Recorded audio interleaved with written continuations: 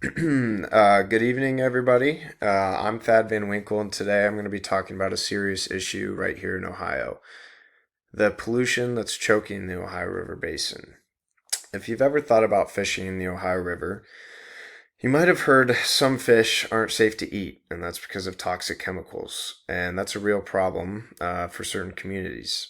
My presentation will cover why the Ohio River Basin matters, the main pollutants threatening it, and a practical solution, which we'll get to later, that can help clean it up.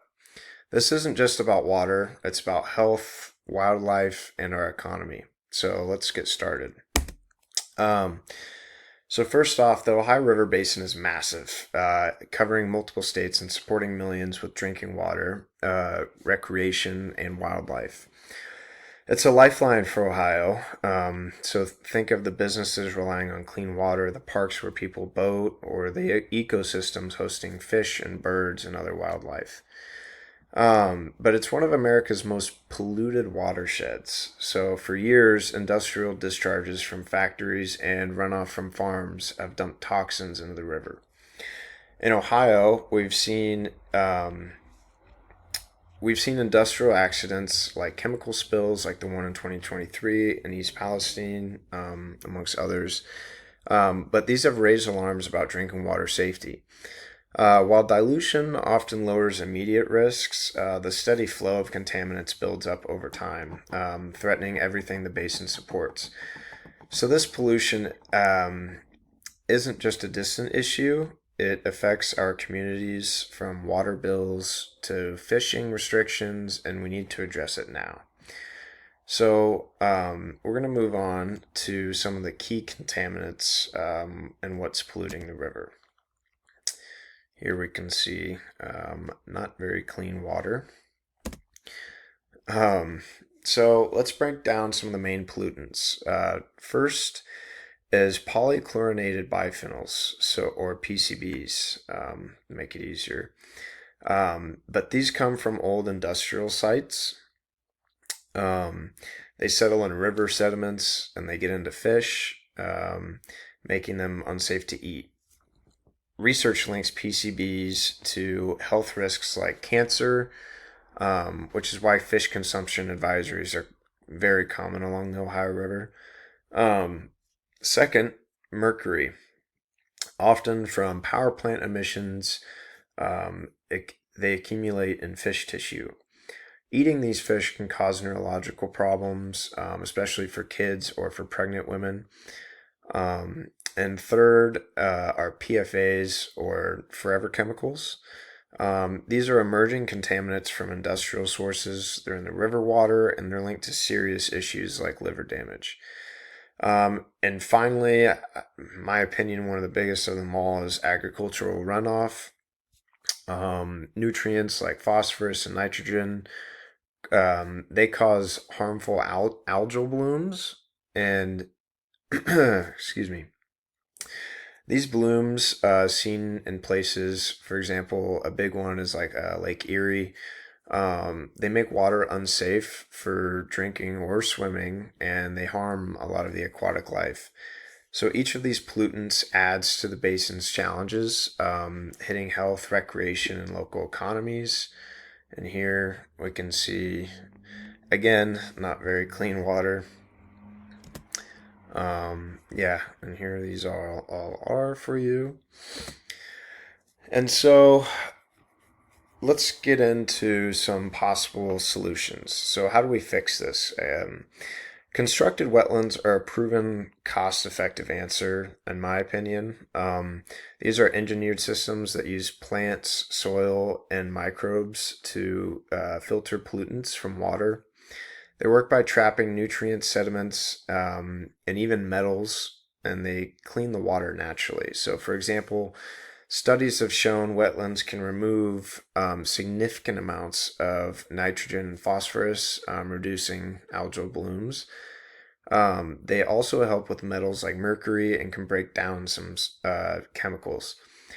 Compared to traditional treatment plants, which cost millions to build and maintain, wetlands are affordable and need little upkeep. making them ideal for a huge watershed like the Ohio River Basin. States like Ohio are already using them in certain smaller projects, and the results are promising. Cleaner water, healthier ecosystems. Wetlands also support wildlife. They can create new habitats for birds and fish, um, which benefits recreation and tourism as well. Um, it's practical and it's a green way to tackle pollution.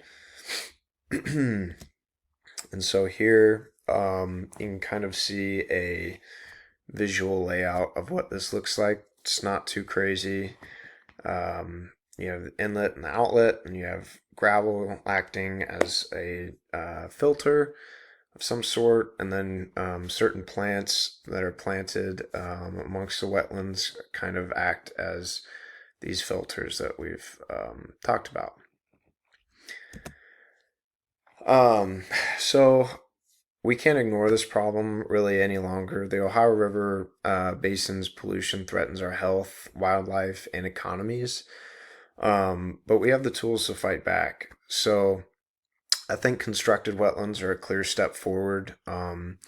Although it might not be the biggest thing we could produce now, I think it's one of the quickest and best steps we can take immediately.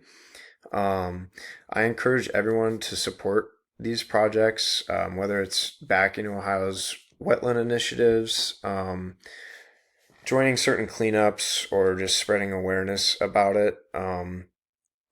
I would like to encourage other entrepreneurs, especially those coming out of college, to maybe get into this field and see how it can not only help the Ohio River Basin, but it could also boost our economy, and we can make certain jobs tackling this issue. Um, we've tackled environmental challenges before. We improved the water quality back in the 70s a vast amount, and I think we can do it again. Um, I think we invest in solutions like wetlands, and by investing in that, we ensure clean drinking water, fishing, and just for the future generations of Ohio and the surrounding 14 states that it affects. Um, the Ohio River Basin is too important to let pollution win. So, from PCBs to algal blooms, um, the threats are very real. And I think constructed wetlands are a simple yet smart way to offer a affordable way to fight back. So let's support these efforts and keep our water clean for Ohio and beyond. Thank you. And please let me know if you have any questions.